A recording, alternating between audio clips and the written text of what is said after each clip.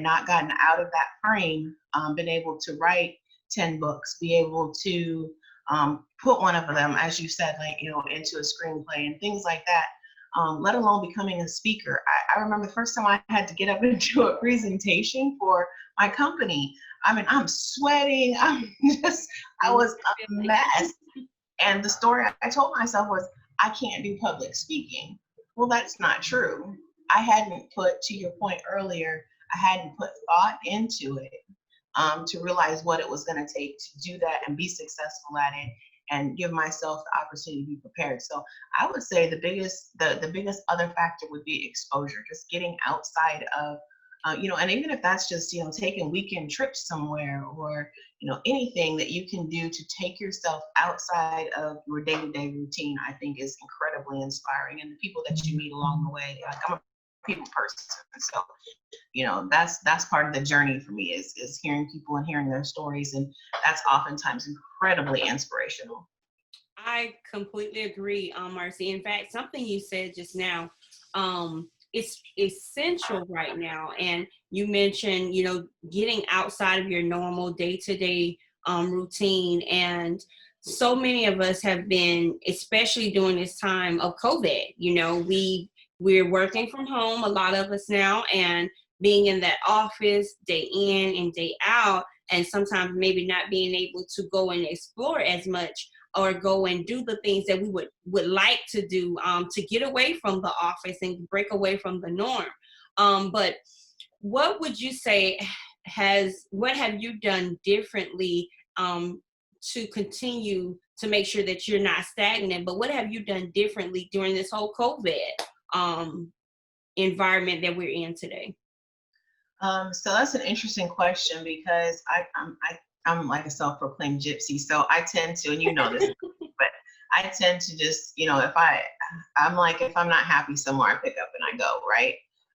And so when COVID started, I was actually living in Salt Lake City, Utah. Salt Lake's a beautiful city, wonderful people there. It just wasn't my vibe, right? And so I found myself kind of in this rut. I just felt stuck. I felt trapped. I felt alone and I really didn't know anybody in the city. And at the time, because of the types of training that I was doing on a corporate level, I was still going into an office every day. So I had some, people interaction from that perspective, but not on a social level. And I think that a big thing, and even in my coaching that I talk about, is you have to balance your life, your relationships, and your business. Like, those things have to be in harmony. They're never going to be equal, but they have to be in harmony. And what I realized was I was way off kilter. Like, all I had for interactions was the business. And so, we're in a blessed time that this happened now with technology. And so going that extra step to stay connected to the people that you care about and your friends. And so even though you can't be there in person, something similar to, what we're doing now, jump on a Zoom or things like that. And so one of the things that I started with my good girlfriends is we all, every couple of weeks, we get together and we call it quarantine and chill. And basically it's just a happy hour. It's girls' night. Everybody's at home. We're in our PJs. We grab a glass of wine and we just use that time to vent, to catch up, to, whatever the case may be. And how that plays back into the business piece of it is, I think that you have to find things that are going to refill your cup. And so for me, because I'm a social person and I love people, that refills my cup. So after my happy hours, I'm feeling less tense. I'm feeling less stressed out. I'm feeling more connected again. And even, I'm back in Dallas, Texas. My family and friends are all over the country. And so that brings us all together, and then watching them formulate relationships. So, I was like the core of the catalyst for it, but inside the group, each one of them are forming their own friendships and their own relationships. And that kind of stuff, when we talk about, you just never know who and how you're touching people. Something that started out so simple has really broadened into this really, really strong knit bond. And there's about 15 women in there, all supporting each other. So if somebody's doing something on the business level, everybody's in, supporting, cheering, whatever. But then once you've relieved some of that stress and you go back to your day to day and you have to get back into your work grind, or, for me, I'm an entrepreneur, I'm a creative. So, if I'm writing or whatever the case may be, I'm more prepared to do that because I've made that effort to stay connected to the people that I care about. And I've helped to balance those scales, so to speak. And so I think that's one thing that, before COVID, it was like, hey, can you meet me somewhere? And it might be just you and one other person.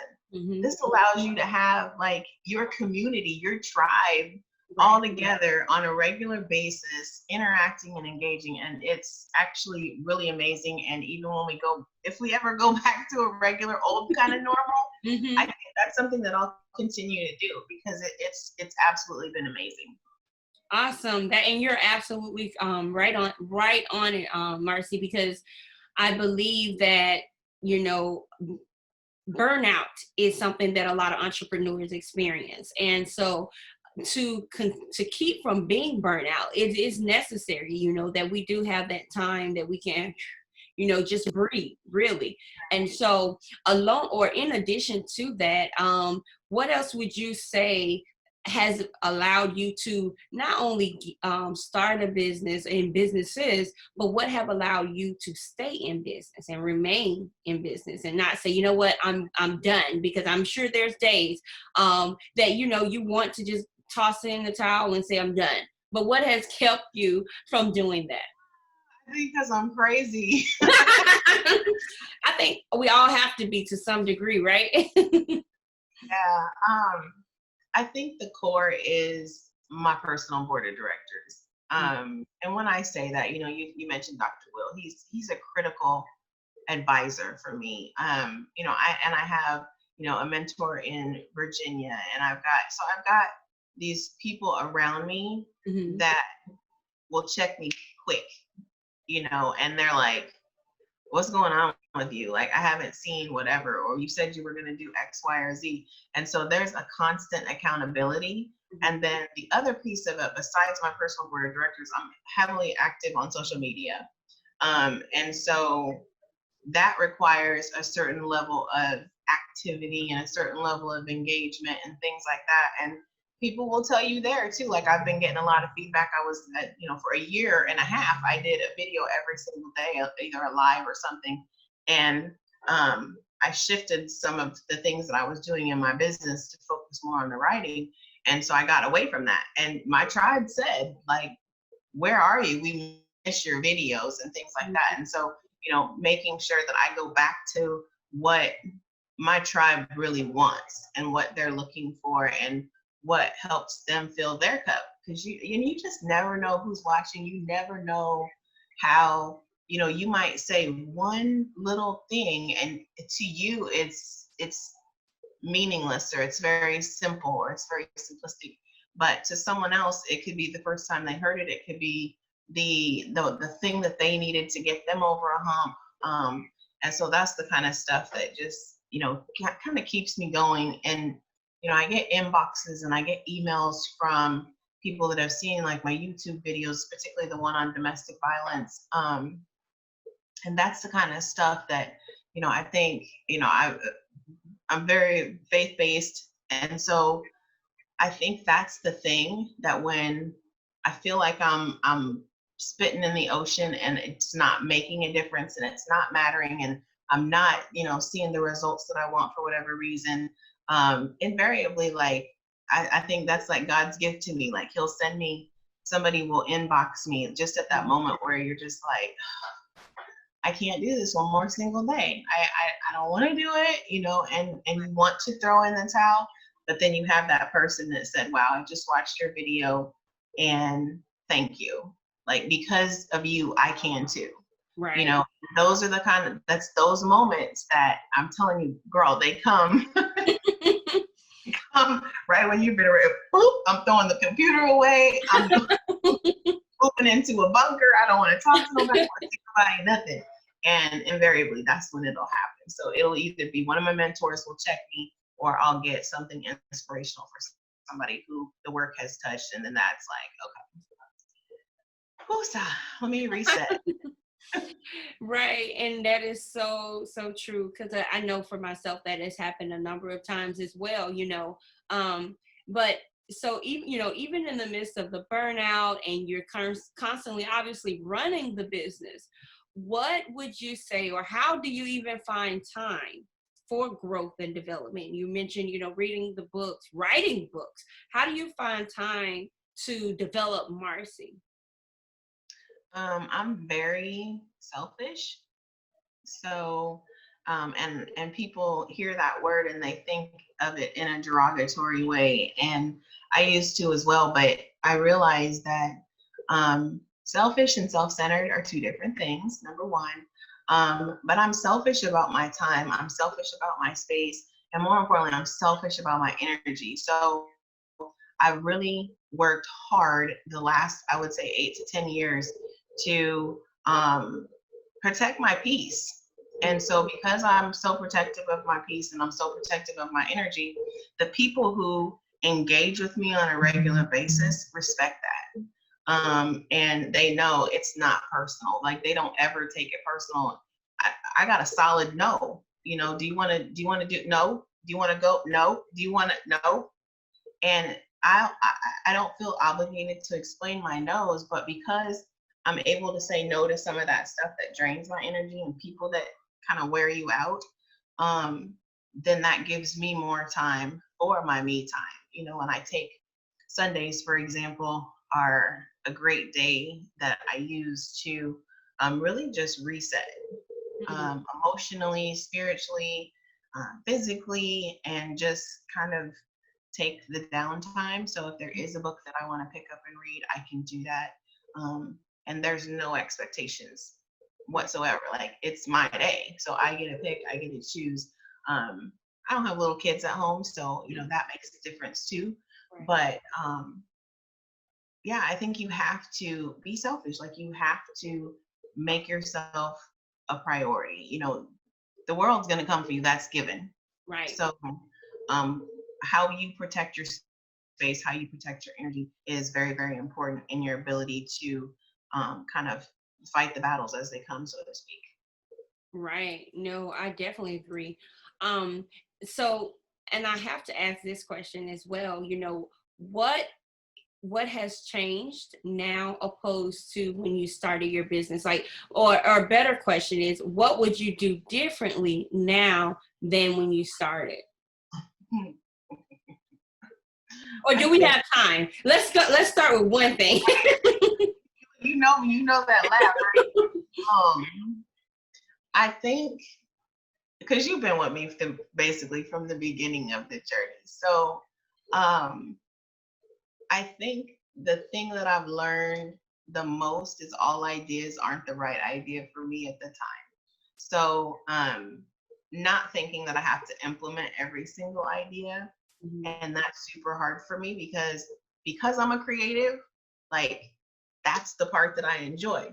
I enjoy the idea piece. I enjoy the, coming up with the plan and all that kind of stuff. But that implementation, baby. Right. So, and that's definitely, a good point. Is kind of sticking to, one thing or whatever once you getting focused, even with that, I guess I have to ask, that's one mistake, I guess. Or would you say that in terms of learning that over the process, and I'm sure that's not like a one and done thing, because even now myself, being in business where you've been in for 1 year, 10 years, 15 years even, I still have to say, okay, you know what, let me regroup, let me focus on this thing. But what would you say has been a mistake that you have made in the business but that you've learned from moving forward? I think the biggest mistake is trying to do too much. Doc always says you can only chase one rabbit at a time. You can only catch one rabbit at a time. And so, I'm like, rabbit, frog, bird, tree, grass. I'm like all over the place. Right. And when I still do that. It's been like 10 years and I still do that. But I recognize it when I'm doing it. And Mm-hmm. so I try and slow myself down. But I do think you have to also be willing to call it and say, you know what, I tried it. Either it doesn't make me happy, it's not making me money, whatever the case may be. And if it's not working, stop doing it. And no matter, there's a saying that I always say, and I share it a lot. And it's like, don't stay attached to a mistake because you spent a long time making it. Mm-hmm. And that's what happens sometimes with us with business. Like, there's been different endeavors that I've tried, and I'm just like, oh my God, like I put in so much money, I put in so much time, and it's just not working. And, or I'll find like it's sort of working, but I'm miserable doing it. And I'm like, why would you start a business to do something that you don't like to do? Right. Find something that you love to do that um, it shouldn't feel like a bunch of work. And Right. so I'm really getting to the place, like I stopped coaching when last year, Mm-hmm. because what I found was that while I loved the results and I loved what was happening in the lives of my clients, Mm-hmm.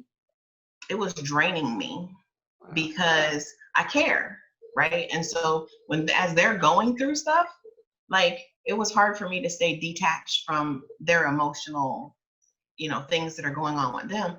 And so I had to regroup and say, you know what can I do that allows me to still help these women, but allows me not to have my energy drained and my reserves depleted as a result of it. And so the coaching was great. It was working. I was making money, I had, but I wasn't happy. And so for me, I'm always going to sell out to my happiness. And so, but don't be afraid to walk away if it's not working, because I stayed attached to stuff way too long in the beginning. And, I'm just not afraid to just be like, well, I worked for a while and, for whatever reason, and then keep it pushing and you're on to the next thing. Right. No, that's really good. I think I recall someone having a shirt, that even said that selling out, talking about selling out to your happiness. But I think that is very, very key, to doing that, because you're not going to want to grow. You're not going to want to develop and you're not going to have time to do so, or the energy, if you are so fixated on doing the wrong thing, because doing the wrong thing is very costly. It may not be a financial cost, but it is costing something. Sometimes it's costing happiness. Sometimes it's costing peace, and it could be a number of things. But I definitely agree with that, Marci. Let me ask you this question. I know a lot of times, some people are just not successful because they're simply not off to a great start. What would you say that one thing that you typically do to start your day or your week even that helps you to being successful for the rest of the day or the remainder of the week?